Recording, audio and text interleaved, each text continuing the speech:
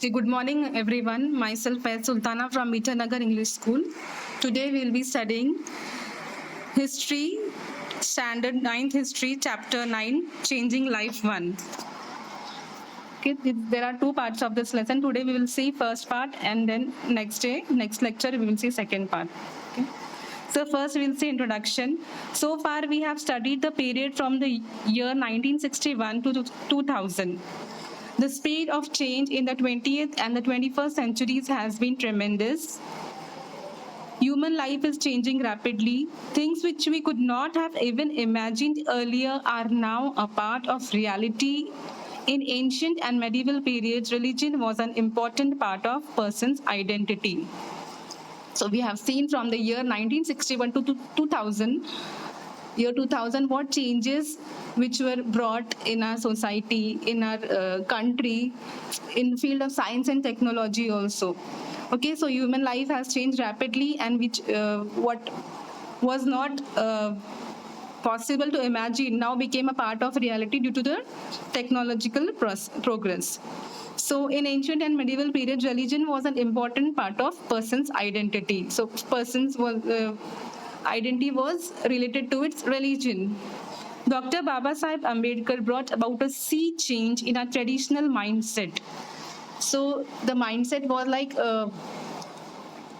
importance of religion was given, like a person's identity was related to person's religion. So this change was brought by Dr.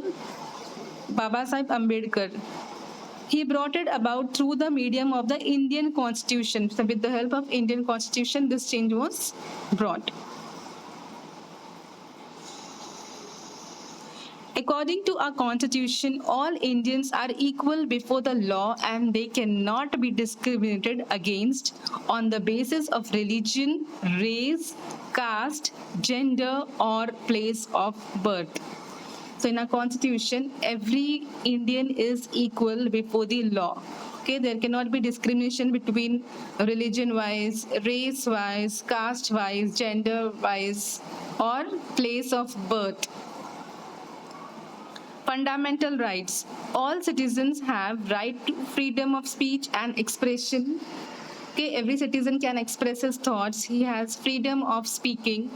He has freedom of speech and freedom to assemble peacefully without arms. Okay, they can gather, they can organize a meeting, but in a peaceful way without any arms.